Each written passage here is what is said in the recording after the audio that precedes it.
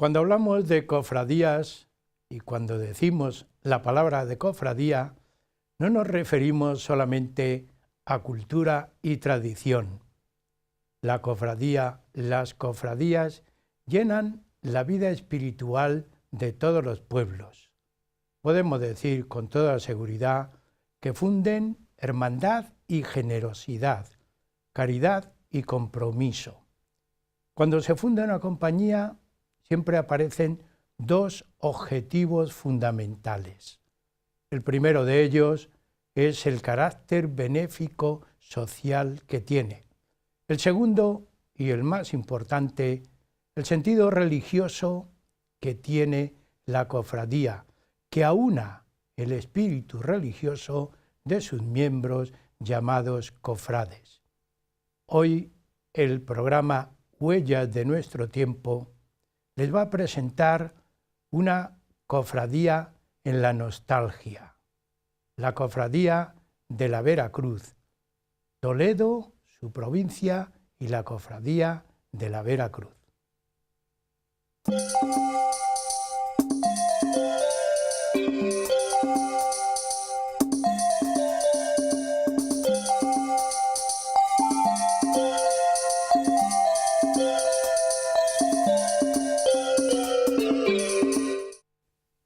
Les decíamos que hoy tenemos el tema de cofradías.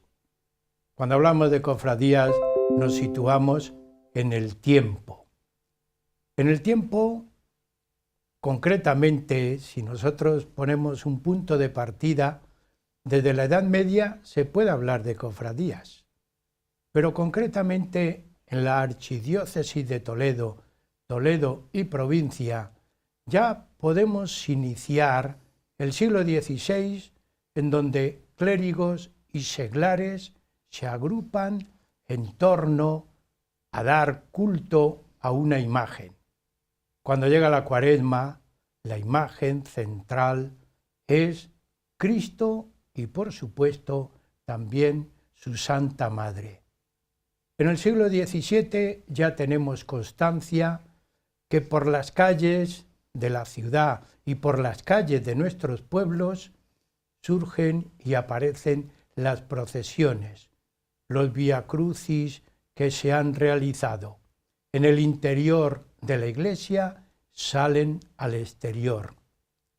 Si recorremos la provincia y muchos pueblos de otras provincias, lo mismo que de Toledo capital, nos encontramos que todavía en algunas lápidas de nombre de calles aparece el nombre de una cofradía.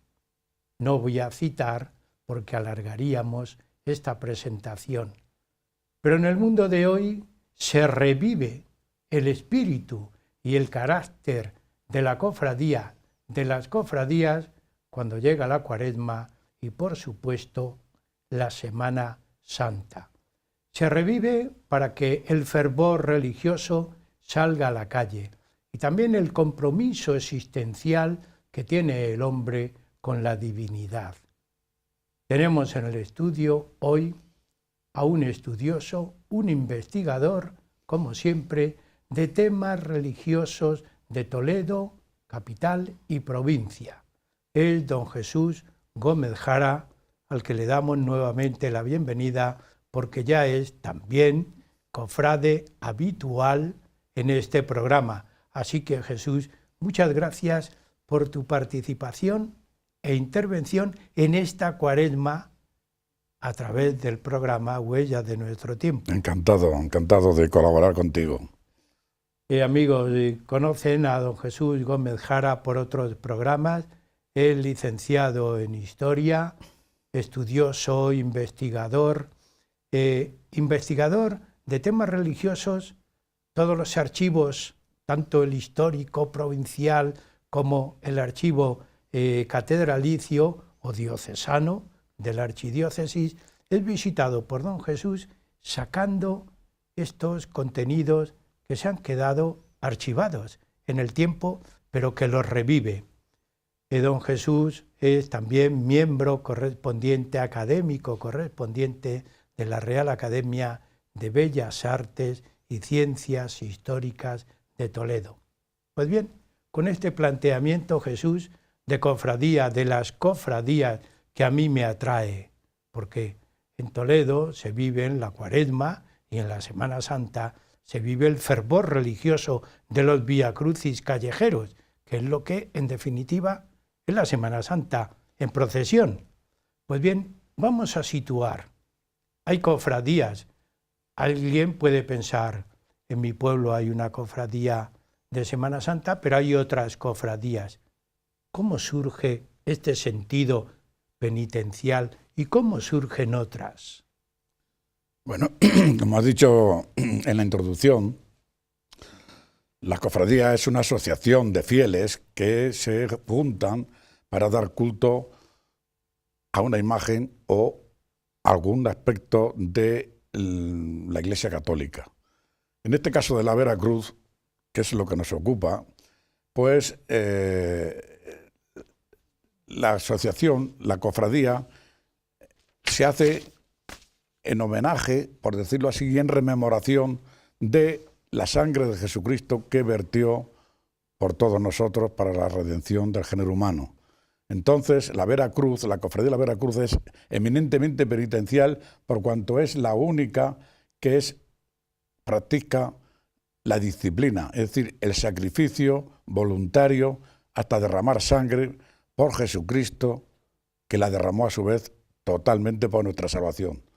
Entonces, ese carácter penitencial es el fundamental que tienen algunas cofradías. Hay otras que son sacramentales y otras que son santorales. Sí, sí. Otras son de la Virgen y unas las hay penitenciales dentro de la Virgen y otras son de gloria, cofradías de gloria, de las vocaciones de gloria de la María Santísima. Pero estas de la Semana Santa y estas de la Cuaresma son fundamentalmente cofradías penitenciales. ¿Cuándo surge, Jesús, el sentido de asociación religiosa, de hermandad? Porque se llaman cofradías, cofrade ya indica hermandad, pero hay otras que reciben el título de hermandad. Sí, es lo mismo, la más que es en latín.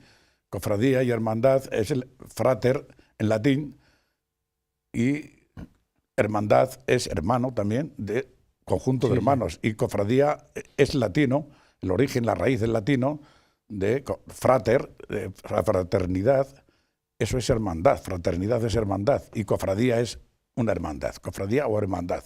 Lo que pasa es que entonces se llamaban cofradías, no aparecía mucho. En cambio la palabra hermano existe y cofrade, pero el título era cofradía. Pero esto surge, la cofradía, al menos la cofradía de la Vera Cruz, bueno, ya San Francisco de Asís ya empezó con la bondad del sacrificio voluntario, pero no es hasta 1536 cuando ya se consolida o se estabiliza, por decirlo de alguna manera, se adquiere el carácter formal la cofradía de la Vera Cruz. Y fue precisamente en Toledo.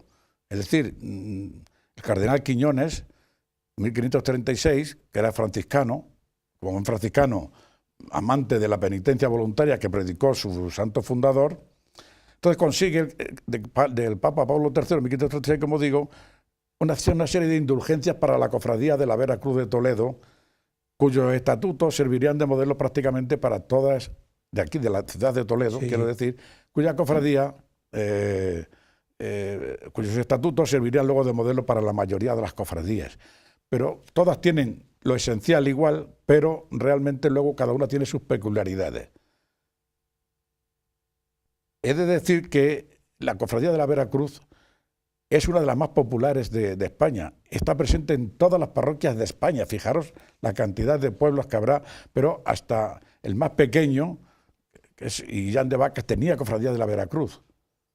Fijaros, entre la provincia de Toledo me refiero. Sí. Aquí vamos a tratar de la provincia de Toledo, no de la diócesis ni de la archidiócesis de Toledo, que no tiene nada que ver, porque en el siglo XVI la archidiócesis ocupaba hasta Alcalá de Henares y ocupaba hasta Madrid, Chinchón, Colmenar de Oreja, Navalcarnero, en fin, toda esta era todo de la diócesis y hasta la Virgen de Guadalupe, era de la archidiócesis de Cazorla, en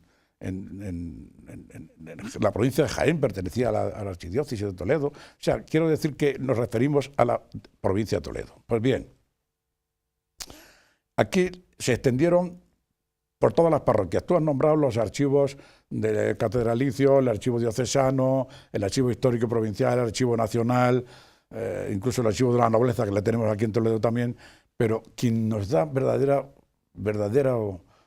información son los archivos parroquiales, sobre la vida popular, la religiosidad popular, que eso, las cofradías son lo que muestra más la religiosidad popular.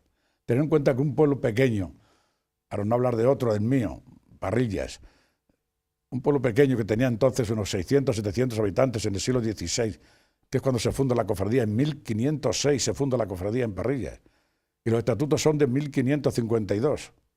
Aunque la copia que se conserva en el archivo parroquial es de 1585. Pero bueno, lo que quiero decir es que estaba muy antigua y que se fundan y manifiestan la religiosidad popular del pueblo, en el que tenía 222 cofrades, la cofradía de la Veracruz de Parrillas. Es decir, la tercera parte del pueblo. La tercera parte, pero Casarrubio del Monte tenía... Ya Casarrubio del Monte es cabeza de señorío, ya es una ciudad un pueblo de más enjundia, pero tenía 600, 700 cofrades. Imagínate por una calle del pueblo, 200 cofrades con sus cruces, con sus disciplinas y con sus hachas encendidas, que ya hablaremos de ello. Pues imagínate el espectáculo que sería en una noche toda oscura, que no había iluminación en las calles, solamente con las hachas y las velas y los faroles encendidos, ¿no? Si te parece, Jesús, vamos a ver las características de la cofradía. Vale. Bueno, pues he de decir también, antes de entrar en materia, de esa materia, que la cofradía de la Veracruz muchas veces no viene sola, sino que está asociada a otras cofradías. Aquí, por ejemplo, Méntrida, que te voy a decir yo, está unida desde antigua a la de Ánimas. Y la de Nombela y en Illán de Vacas está la Señora del Rosario. En Numancia está unida a la del Santísimo Sacramento. La de Toledo, por ejemplo, está asociada al Cristo de las Aguas. La de Toledo, fíjate que eran franciscanos los promotores de la Veracruz y tal, y del sacrificio. Sí. Sin embargo, estaban en la sede en el convento de Carmelitas Calzados. Y estaban ahí, y en Talavera estaban los franciscanos, pero aquí en Toledo estaba y está asociada al Cristo de las Aguas. Es decir, que casi siempre hay una o dos. ¿Por qué?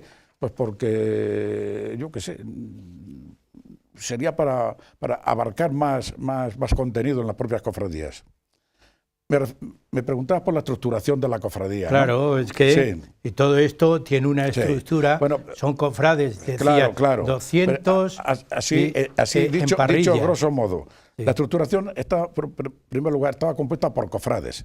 Es decir, el núcleo lo componían los asociados, que eran los cofrades, llamados cofrades. Estos podían entrar, luego teníamos las insignias de la cofradía, luego los cabildos generales y los cargos de la cofradía. Es decir, así está estructurada la cofradía. Sí, sí. O sea, que empezamos por los cofrades, que son los más principales. Claro, porque son los que le dan vida humana a la cofradía. Y todo. Y los que ponen el dinero, los que ponen la cera, los que ponen las hachas, los que ponen todo. A ver cómo sin cofrades no puede haber cofradía. ¿Cómo está estructurado? Pues mira, porque, Jesús, yo pienso que eso se habrá mantenido en el tiempo, ¿no? ¿Qué va? Aproximadamente. ¿Qué va? Esto se mantiene hasta el siglo XIX. Luego ya con la desamortización de Mendizábal, que expropian todas las fincas desamortizan, dice, sí. a las cofradías, a la iglesia y todas las riquezas y demás, pues y eso unido al liberalismo que surge ya y a la falta, a ver cómo te digo yo, la falta de religiosidad o la pérdida de la religiosidad popular, pues se van desapareciendo las cofradías y se van mezclando. Puedo decir que en Parrillas todavía subsiste, pero ya mezclada con la del Santísimo Sacramento. Bueno, pues como te digo, pueden ser cofrades cualquier hombre, aunque depende del estado y de la edad. Has dicho hombre, ¿no has dicho mujer? Sí, te digo porque los casados era obligatorio hacer cofrada a su mujer. Y digo cofrada no porque esté de moda ahora el feminizar ciertas cosas, es que entonces se llamaban cofradas. Y cofrades a los hombres. Bueno, pues los casados era obligatorio, tenía que hacer cofrada a su mujer. Y para los solteros se distinguía entre los de 20 años para arriba y los de 20 años para abajo. Hay cofradías, por ejemplo, en La Guardia era 15 años, en Parrilla era de 20 años, donde se podía entrar. ¿Por qué? Porque como se disciplinan, desde luego no pueden entrar cualquier muchacho joven. Disciplinar quiere decir azotarse, ponerse penas físicas. No, era el azotamiento público durante toda la procesión, disciplinándose hasta hacerse sangre. Luego hablaremos de ello. Sí.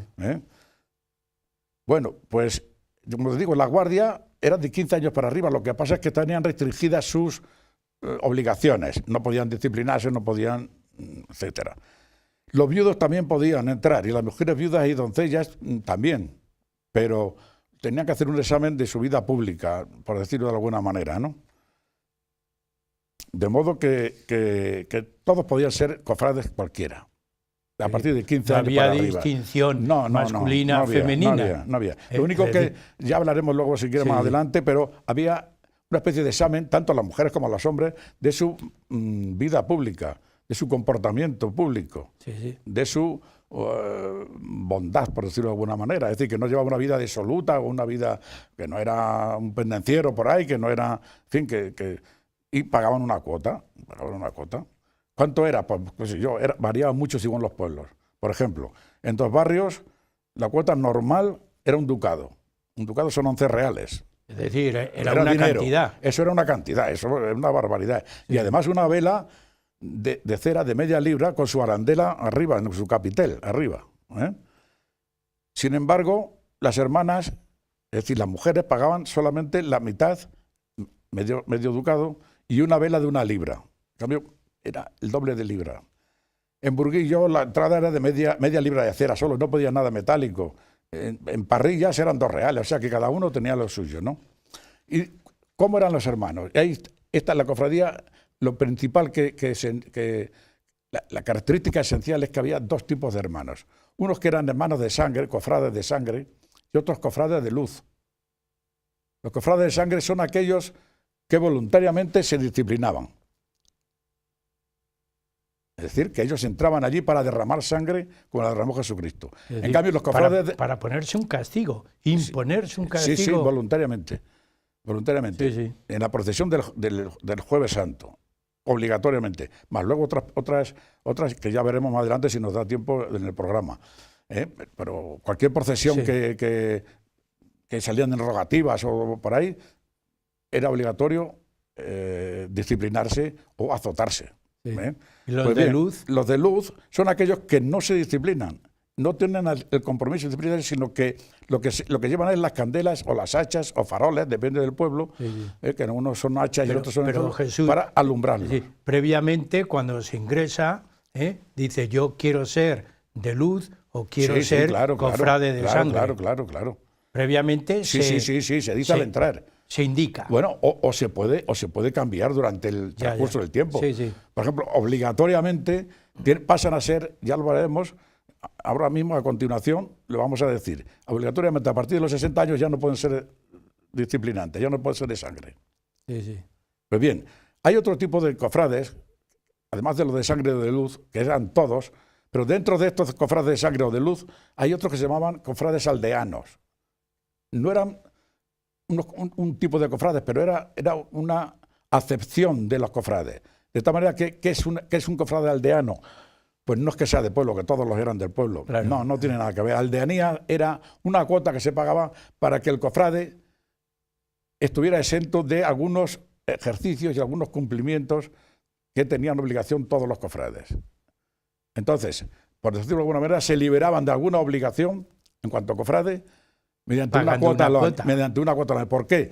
Porque había cofrades que eran forasteros de otros pueblos, entonces evidentemente no iban a venir. Y porque se labraba en el campo y se iba mucho tiempo aviado en el campo, de manera que no bajaban al pueblo durante ciertos tiempos y otros por ocupaciones que no podían. Entonces, ¿de qué estaban exentos? Pues, por ejemplo, de pedir limosna los domingos, que era una de las costumbres que había en las cofradías. Todos los domingos sacaban a pedir limosna para la cena de la cofradía.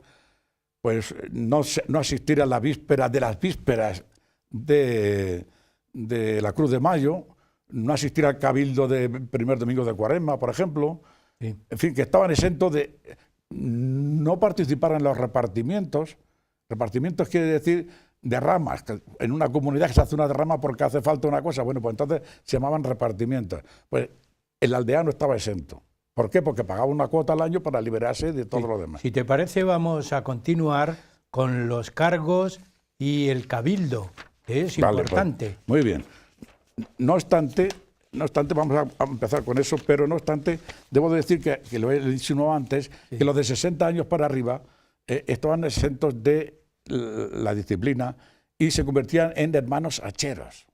Es decir, que ya no iban con la vela, la candela encendida y con de media libra, no, sino que era con hachas de 3 libras en adelante. Es decir, al cumplir los 60 años, aunque hubieras entrado con 22, al cumplir los 60 pasabas a ser hachero. Ya no te podías disciplinar y tenías que comprar un hacha de 3 libras en adelante. Mayor. Muy grande, claro. Sería un hacha... Un hacha, incluso los hay de 6 libras en adelante con 4 pabilos. Es decir, que tenía cuatro llamas. Es un hacha cuadrado de a lo mejor... sería el equivalente al cirio actual. Sí, pero en cuadrado. Y entonces tenía cuatro pabilos. En cuadrado o en redondo, vamos, también. Sí, lo que es un hacha. Por eso se llamaba hacha. Pues bien, los cargos, fundamentalmente, nos pasamos las insignias de las cofradías. No, hablamos de los cargos, pero luego las insignias. Sí, es que es muy importante. Es muy importante, sí. Pero vamos a terminar los cargos, porque estábamos hablando de los cofrades. De los cofrades, bueno, pero es que luego los cargos son la junta directiva. Bueno, pues en todos los cargos hay un alcalde, en todas las cofradías. Hay una junta directiva que está compuesta por el alcalde, que en muchos sitios se llaman prioste, en otros se llaman abad, en otros se llaman prefecto y en otros se llaman de las dos maneras, o bien alcalde y abad, y en algunas cofradías hay dos priostes, en otras hay uno. Luego vienen los regidores o jurados, se llaman jurados así genéricamente porque eran cargos que juraban, ¿no? Sí, sí. Son regidores que componían la junta directiva. Y además tenían el escribano, el contador, el mayordomo y el munidor. Munidor era como el alguacil. Munidor era como el criado del mayordomo, sí, que el mayordomo era el que regía la cofradía realmente. Una especie de ayudante peón. Sí, pero ¿para qué era? Pues para decirle al mayordomo, oye, que hay un entierro, se ha muerto un hermano, toca entierro. Cada cofradía tenía su señal en las campanas. Entonces el munidor tocaba las campanas para esto. Que tenía que apuntar el munidor las faltas a las procesiones, a los cabildos. Es decir, se controlaba la asistencia, ¿quieres decir? ¿Perdona? Que se controlaba la asistencia. Total, y se penaba en multa. Muy bien. Multa. Eso estaba muy bien. Se penaba la falta de asistencia a un cabildo sin causa justificada, se penaba siempre con cera. La cera es fundamental en la vida del siglo XVI, no había luz, es de lo que se alumbraba, entonces era una moneda de cambio, era una moneda, es decir, se ponían multas, también a veces se ponían multas dinerarias de medio real o un real, etcétera, ¿no? Pero la cera era vital, era normalmente necesaria. se ponían multas en cera. Jesús. Como digo, esos eran los cargos más principales. ¿Cuáles eran los que verdaderamente, los más representativos? Pues mire, el prioste, los regidores, pero los que verdaderamente llevaban la cofradía era el mayordomo, el escribano, porque el mayordomo era el mayordomo de la cera, es decir, el que cuidaba de la cera. Y había cofradías, fíjate, que se le hacía inventario al peso de la cera que había cuando entraba, y esa misma cera tenía que haber cuando saliera. Es decir, había un control. Total, la cera es que era fundamental. Bueno, los rutes y los cachitos, todo eso se deshacía, se hacían tortas y se volvía a hilar otra vez.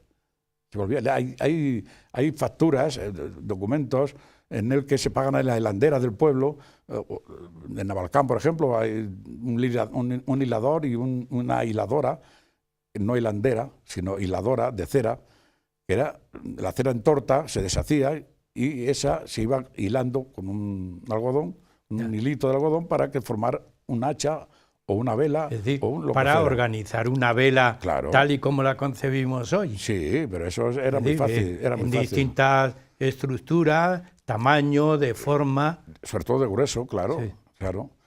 Y de peso.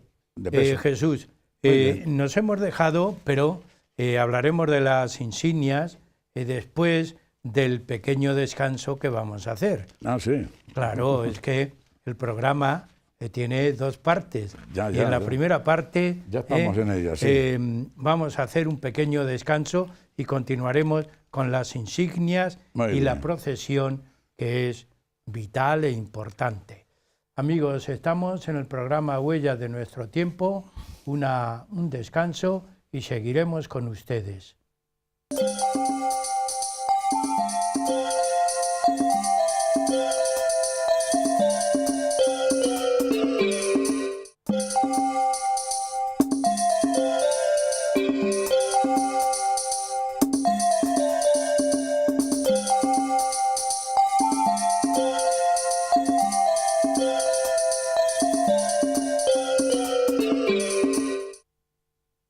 Continuamos en el programa Huellas de nuestro tiempo y hoy les estamos presentando una cofradía para la nostalgia, la cofradía de la Veracruz en la provincia de Toledo.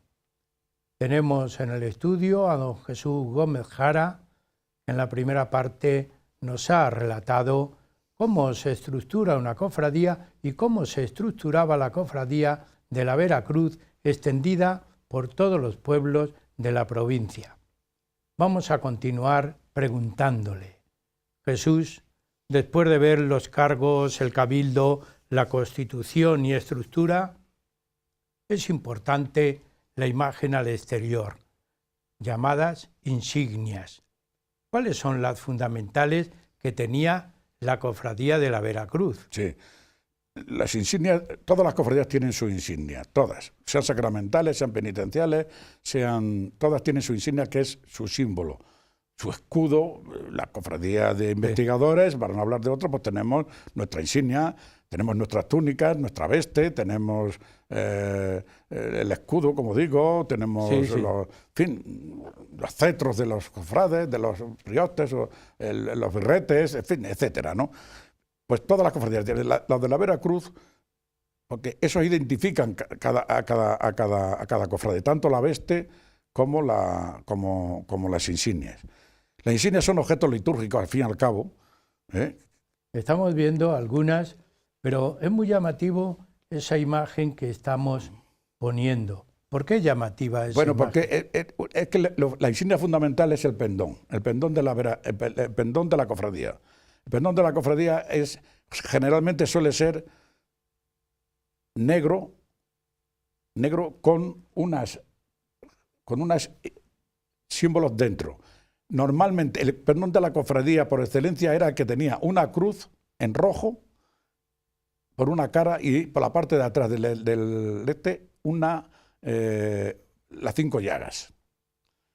Pero además había otros pendones más. Por ejemplo, estos que estamos viendo son los de Casarrubios del Monte. Este es el pendón del Cristo, además del pendón de la cofradía normal y corriente, de las 5 llagas y de la cruz, tenían el del Cristo muerto, que es este.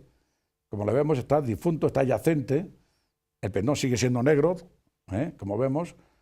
Y tenemos también el pendón del Cristo vivo. En el mismo anteriormente caso, ahí le tenemos. Este es el detalle central, pero hay otra diapositiva que se ve Jesús, el pendón entero. No es un detalle, es un gran detalle, porque nunca hemos visto a un Cristo crucificado vivo. Antes de morir, antes de expirar. Antes de expirar, claro, pero ahí tiene una cara muy saludable, está vulgarmente dicho. Sí, es verdad, sí. Luego otra de las insignias, es el Cristo crucificado en vara en alto.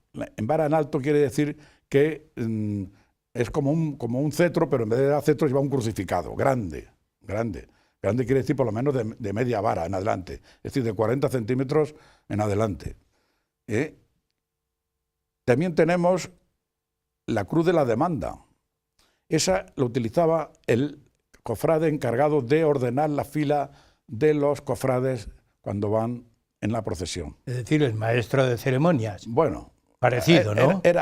No tenía nada de maestro, era más bien muy exigente y muy riguroso. También algunos llevaban la campanilla para avisar y ordenar, es decir, llamar la atención. Como hemos dicho, en Casarrullo del Monte pues, tenemos también las mismas, el pendón, el Cristo de la barra alzada y además estos otros pendones.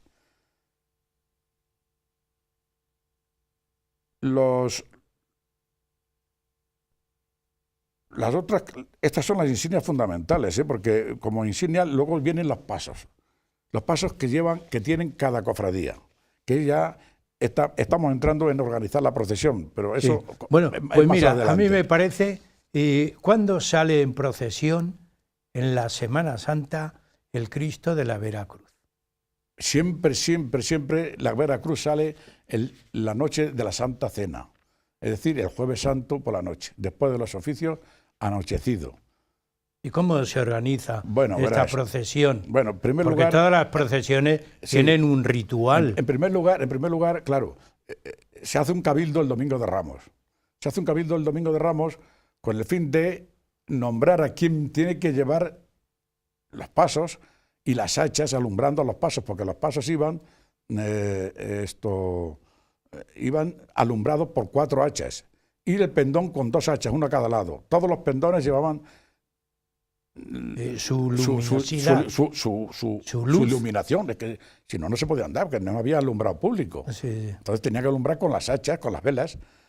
Entonces la procesión se organizaba pues, de la siguiente manera. Abría la procesión siempre la manga parroquial, que no es la manga de ninguna cofradía, es la manga parroquial. Como aquí en el Corpus va la manga, la primera, que es la que abre, con 2 ciriales. Esos son de la parroquia. Todas las procesiones se abren con eso. Después va el pendón, después la cruz alzada y después empiezan los pasos. ¿Qué pasos había? Pues hombre, los pasos depende de los pueblos. Había unos, por ejemplo en Parrillas salía el Cristo del Olvido, que es crucificado, salía la Virgen de la Luz, pero vestida de dolorosa, que no había imagen de la dolorosa. Acompañaba al Cristo. Iban uno siempre detrás de otro, sí. Y cada uno, luego se compró la Virgen de la Soledad y el Jesús, el Nazareno, con la cruz a cuestas, con lo cual ahora procesionan, en la noche del Jueves Santo, procesionan el Cristo crucificado, el Nazareno y la Virgen de la Soledad.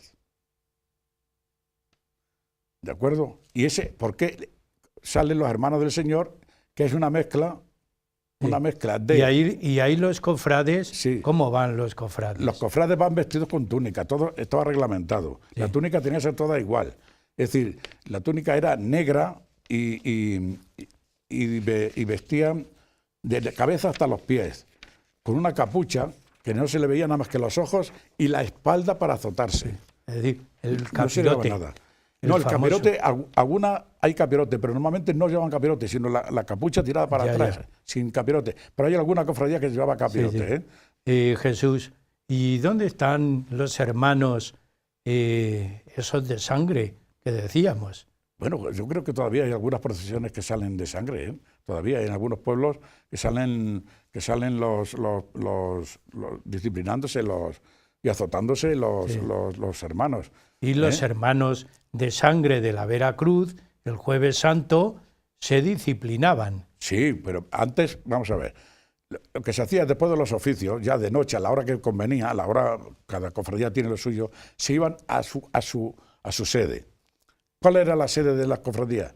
Pues unos pueblos tenían sede en su propia ermita. Por ejemplo, a ver quién te digo yo, Consuegra. Consuegra tiene una ermita preciosa, que ahí la tenemos. Esa es espectacular, En la ermita de la Vera Cruz, que esta es reciente, no la antigua del siglo XVI, esta es más reciente, pero aquí la tenemos, ahí está por dentro, una vista interior. Como digo, se reunían, pero los que no tienen cofradía, los que no tienen ermita, que eran la mayoría de los pueblos, ermita, se reunían y se vestían en el hospital del pueblo. Los que tenían ermita como Mora, Sonseca, ahí estamos viendo sí, de dónde es el Cristo de Consuera, que observemos que es único porque no tiene barba, es el único Cristo crucificado imberbe. Ahí lo tenemos.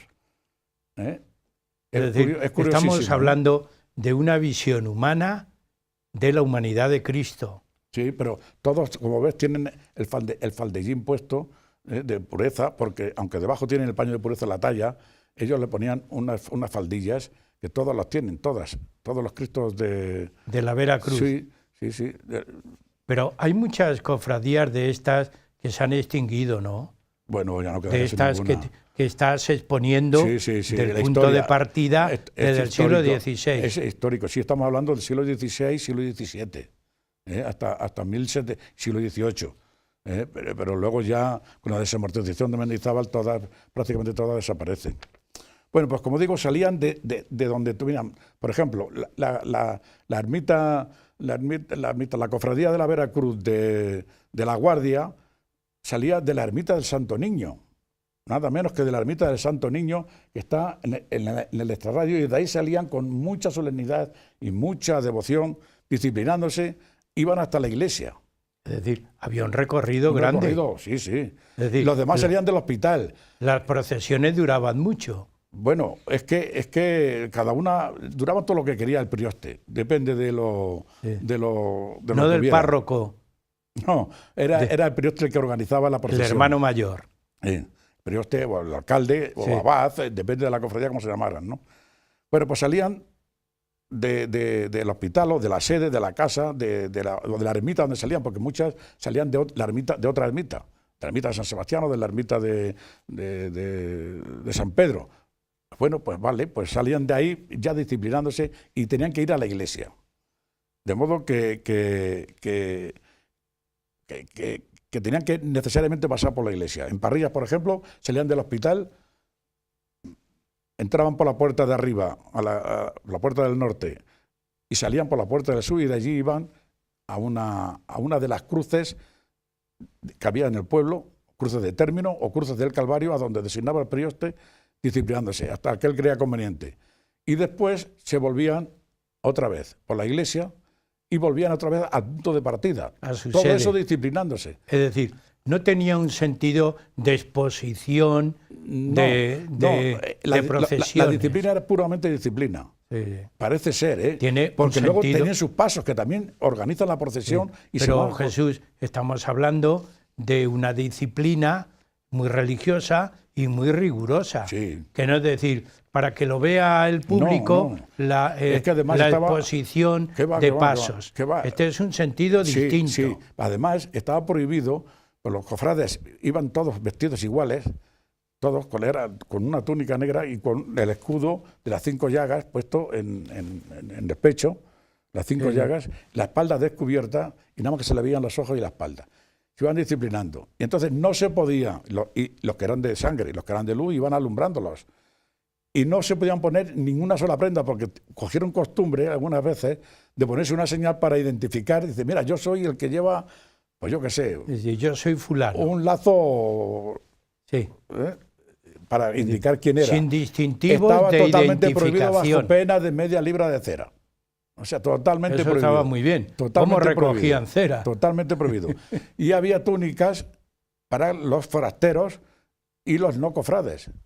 Es decir, si alguno no cofrade quería disciplinarse también, la cofradía le alquilaba le proporcionaba. Sí, y la alquilaba. Le pagaba un real. Un real costaba el dejarle esta.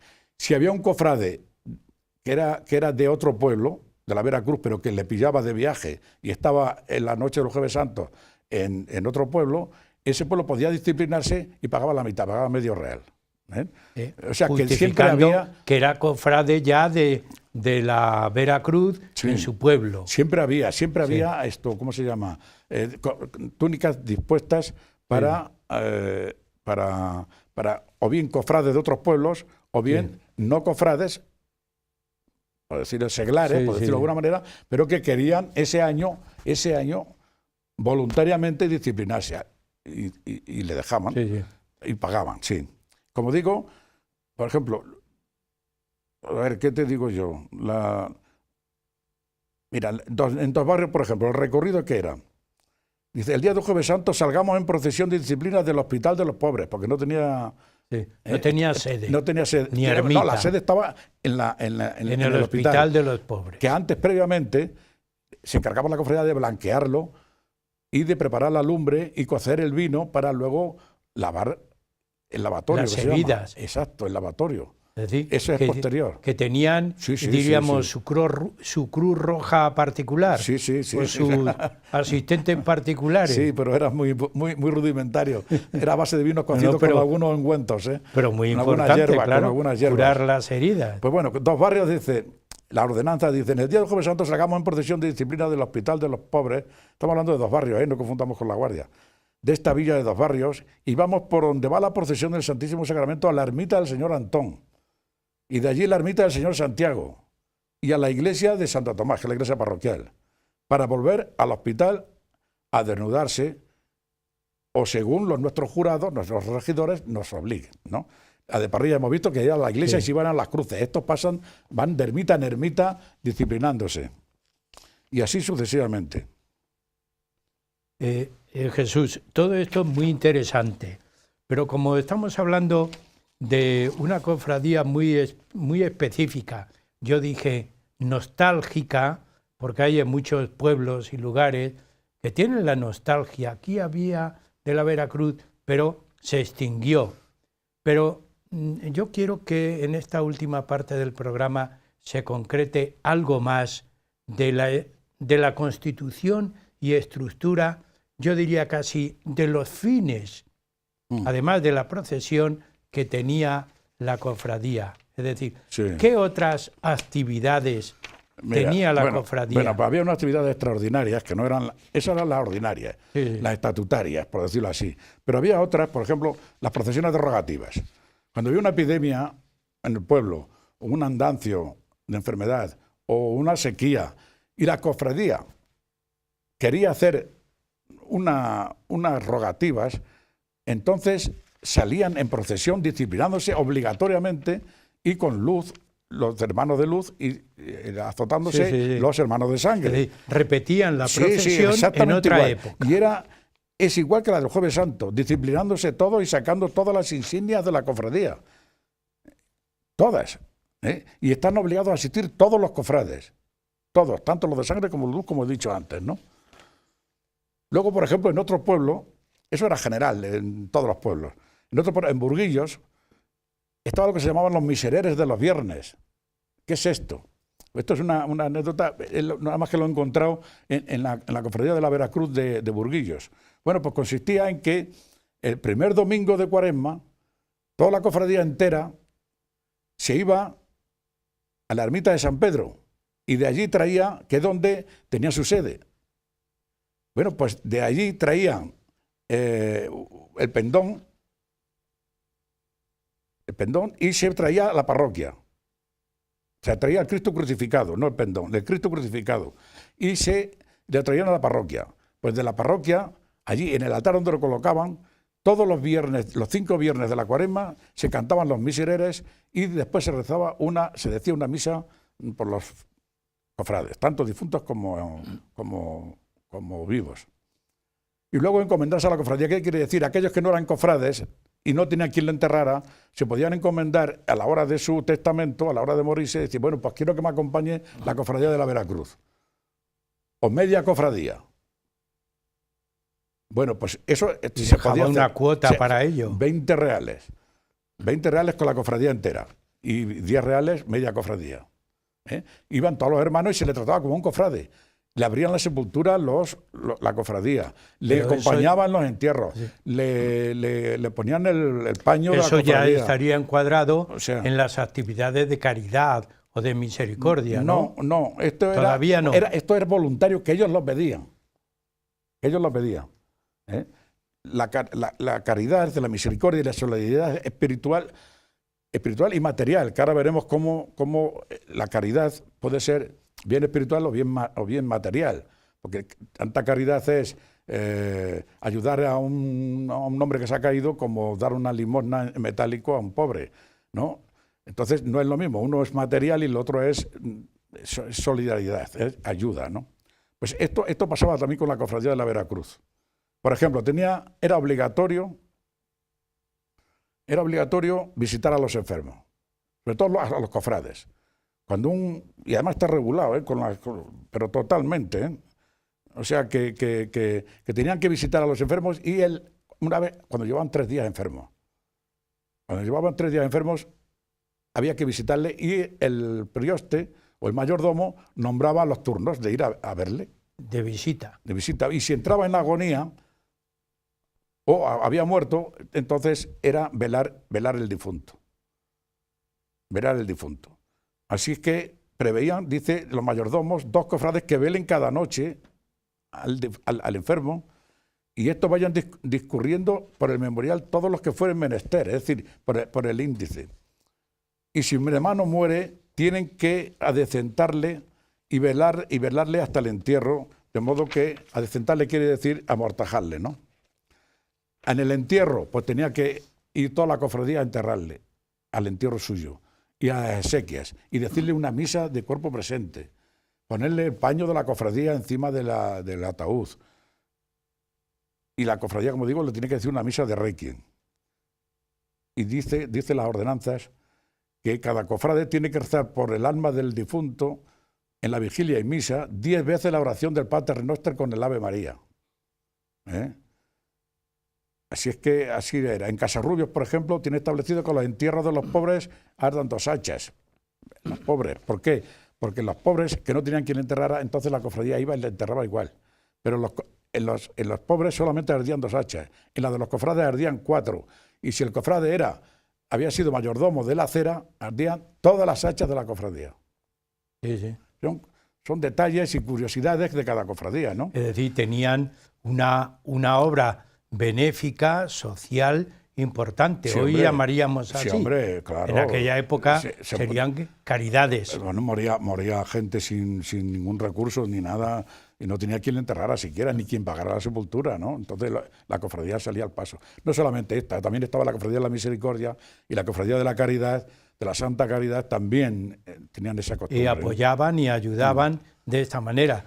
Yo planteé que uno de los fines, además del religioso, era tener este sentido benéfico social, y lo estamos explicando, ¿no? Sí. Lo estás explicando. Sí, bueno, pues aparte de eso, cuando un cofrade, por ejemplo en Burguillo, si un cofrade o su mujer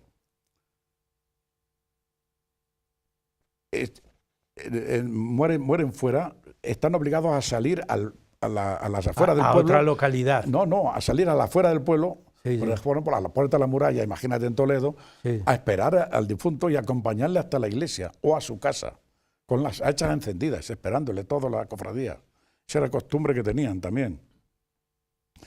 Y la familia de los cofrades también tenían sus derechos, porque si un hijo o una hija viviendo en casa, y todo aquel que muriera en casa de un cofrade, tenía que ir la cofradía a por los mismos derechos. Tenían la cofradía que ir a por él, porque era un invitado de un cofrade. Si un padre, un hermano, un familiar, o un amigo, un forastero que venía y se hospedaba allí y se moría estando viviendo en casa de un cofrade, la cofradía iba a buscarle allí y le velaba, la decentaba igual que todos, como si fuera un cofrade. Aunque no tenía nada que ver, era un hijo o un familiar, ¿no? En La Guardia, por ejemplo, dice, si falleciera algún hijo o hija de algún hermano o alguna hermana que sea de edad de 12 años arriba, se entierre con las andas y paño y se le dé los 2 cirios para su enterramiento. Pero a los hijos, quiero decir. O sea, que iban a por él y le acompañaban hasta la iglesia, le decían la misa y todo lo demás. De los pobres ya hemos dicho, que si alguno es tan pobre que no tiene cofradía que le entierre, esta de la Veracruz le enterrará como a un cofrade, sin que pague nada por enterrarle, y se le dirá una misa y una vigilia como a un cofrade. O sea que eso era así. También tenía otra costumbre, también muy caritativa, que era acompañar a los ajusticiados. Esta cofradía de Veracruz, la Guardia, por ejemplo, si la justicia condenaba a muerte a alguna persona, todos los hermanos de la cofradía de la Veracruz estaban obligados a ir con la cera encendida, acompañándolo desde la cárcel hasta el patíbulo.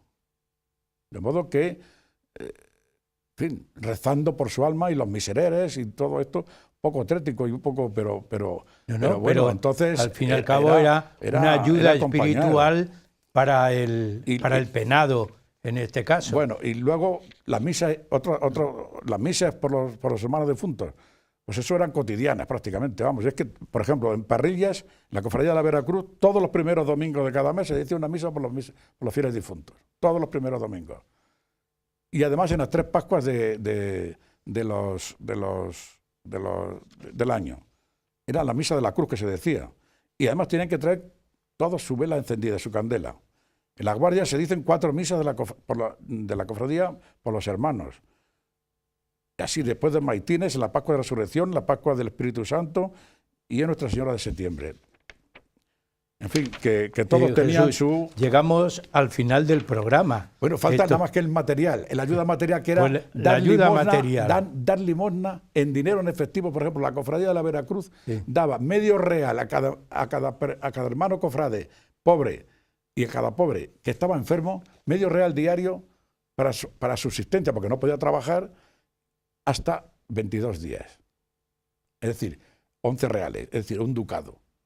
Le daba dinero en efectivo. Es decir, era una ayuda al cofrade, tanto espiritual como material, muy importante. Y lo que pasa es que siempre exigían, fíjate, Andrés, siempre exigía el prioste y el mayordomo de la cofradía, que era el encargado de dar el dinero, siempre exigía que para optar a esa ayuda material, a esa ayuda dineraria, tenía que estar confesado y comulgado.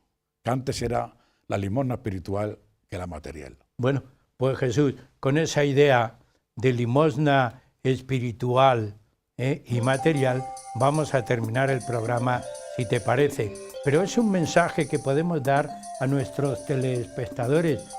Amigos, estamos en la época de Cuaresma, próximo la Semana Santa, próxima está la Semana Santa. Este programa les manda este mensaje.